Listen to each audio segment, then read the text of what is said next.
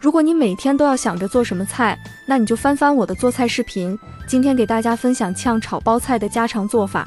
3块1斤的鸡心包对半切开，去掉根部不要，把叶子分开后撕得稍微大一点，用清水给它清洗干净。